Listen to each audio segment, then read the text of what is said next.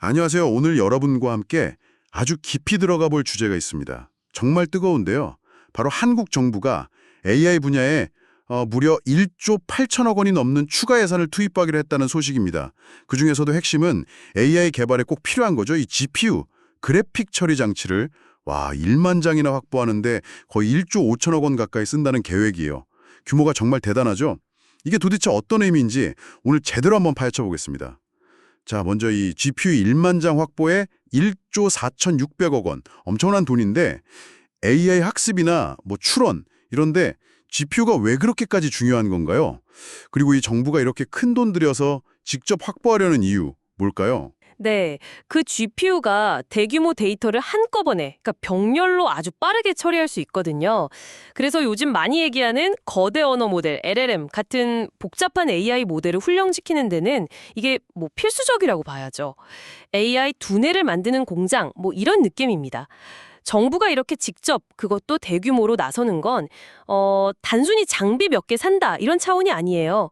이건 국가 AI 경쟁력의 정말 핵심 기반, 인프라를 선제적으로 확보하겠다는 거고요. 글로벌 기술 패권 경쟁이 워낙 치열하니까 여기서 뒤처지지 않고 소위 말하는 AI G3, 세계 3강으로 도약하겠다 이런 강력한 의지가 담긴 거죠. 어떻게 보면 국가 경제의 미래가 걸린 전략적인 투자라고 봐야 합니다.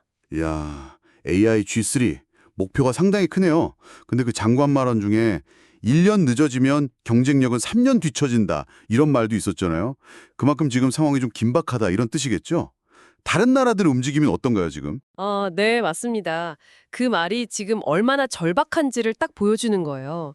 미국 같은 경우는 스타게이트 프로젝트에 700조 원 이상 얘기 나오고 EU도 AI 기가 팩토리인가요? 거기에 300조 원, 프랑스도 160조 원 이상, 주요국들이 AI 인프라 확보에 정말 천문학적인 예산을 쏟아붓고 있어요.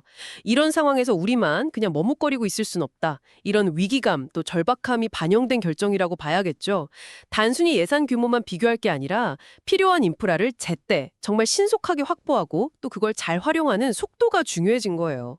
어쩌면 우리가 좀 늦었으니까 그 격차를 좁히려면 더 빨리 움직여야 한다. 이런 공감대가 있는 거죠. 와, 진짜 경쟁이 치열하네요. 그래서 GPU 1만 장을 올해 안에 확보한다. 이렇게 목표를 잡은 거군요. 근데 이게 기존에 추진하던 국가 AI 컴퓨팅 센터 구축 사업과는 별개로 간다고요. 그건 좀 의외인데요? 네, 그게 바로 속도 때문입니다. 최대한 빨리 공급하는 게 목표라서요. 기존 사업 절차대로 가면 시간이 걸릴 수 있으니 이번 1만 장 확보권은 아예 별도 트랙으로 더 빠르게 진행하는 거죠. 그래서 이번 달 안에 이 GPU 구매하고 운영할 민간 사업자를 공모해서 선정할 계획이에요. 구매 능력이나 운영 노하우가 좋은 통신사나 IT 서비스 기업 같은 곳들이 되겠죠. 그렇게 해서 빠르면 3분기 중으로는 기업이나 연구기관들이 이걸 바로 쓸 수 있게 하겠다는 겁니다. 그리고 동시에 당장 급한 수요는 또 해결해야 하니까 민간 클라우드 업체의 GPU 자원을 빌려 쓰는 방식, 그 GPU AAS라고 하죠. 여기에도 한 1,700억 원 정도 투입해서 병행하는 거고요.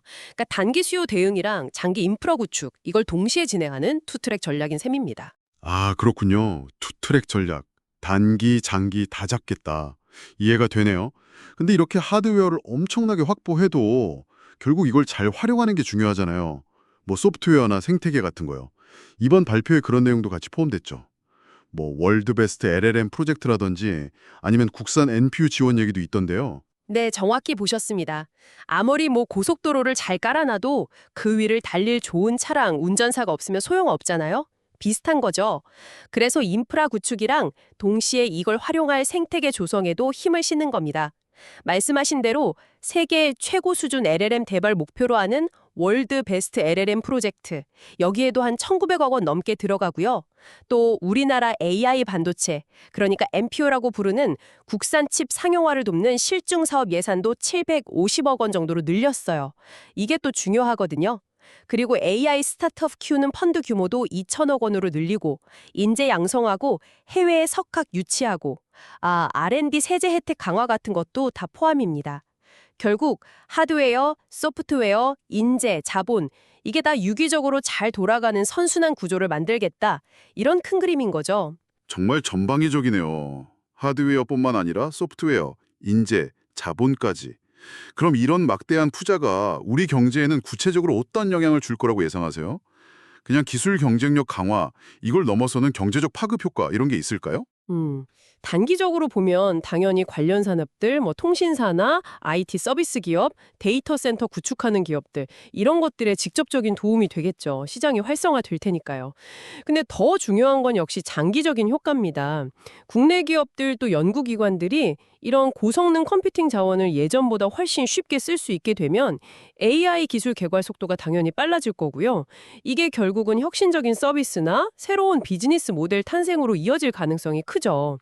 예를 들면 제조업이나 의료, 금융 같은 다양한 산업 분야에서 AI 도입이 확 빨라지면서 생산성도 높이고 산업 구조 자체를 좀 더 고도화시키는 그런 잠재력이 있는 거죠. 아까 말씀드린 국산 NPU 지원 같은 경우는 우리가 너무 메모리 반도체에 치우쳐 있다는 얘기가 많았잖아요. 이걸 시스템 반도체 분야로 다변화하고 새로운 성장 동력을 확보한다는 그런 전략적인 의미도 상당히 큽니다. 결국에는 이 투자가 얼마나 실질적인 경제적 가치를 만들어내느냐, 그게 성공의 척도가 될 겁니다. 네, 정말 그렇겠네요. 경제적 가치 창출, 그게 핵심이군요. 오늘 한국 정부의 AI 인프라 투자 계획, 아주 야심찬 계획에 대해 깊이 알아봤습니다. GPU 1만 장 확보라는 어떻게 보면 하드웨어 중심의 과감한 투자인데 동시에 생태계 조성 노력까지 함께 간다는 점, AI G3를 향한 강력한 의지가 느껴집니다. 네, 분명히 이건 굉장히 중요하고 의미 있는 발걸음입니다. 그런데 여기서 우리가 한 번쯤 생각해 볼 지점도 있어요. 그 자료에도 잠깐 언급됐던 것 같은데 중국 스타트업 중에 딥시크라는 곳 사례처럼요. 때로는 정말 막대한 자원을 쏟아붓는 것보다 훨씬 효율적인 알고리즘 하나가 더 큰 혁신을 만들어내기도 하거든요. 그러니까 하드웨어 확보 경쟁도 중요하지만 그것만큼이나 이 소프트웨어 그리고 알고리즘 혁신 역량 이것도 정말 중요하다는 거죠. 끝나지 않고 진정으로 세계를 선도하는 AI 기술력과 지속 가능한 경제적 가치로 이어지려면 우리는 이 하드웨어 너머에 무엇에 더 집중해야 할까요? 이 질문에 대한 답을 한번 각자 고민해 보시면 좋겠습니다. 저희는 다음 시간에 더 흥미로운 내용으로 찾아뵙겠습니다.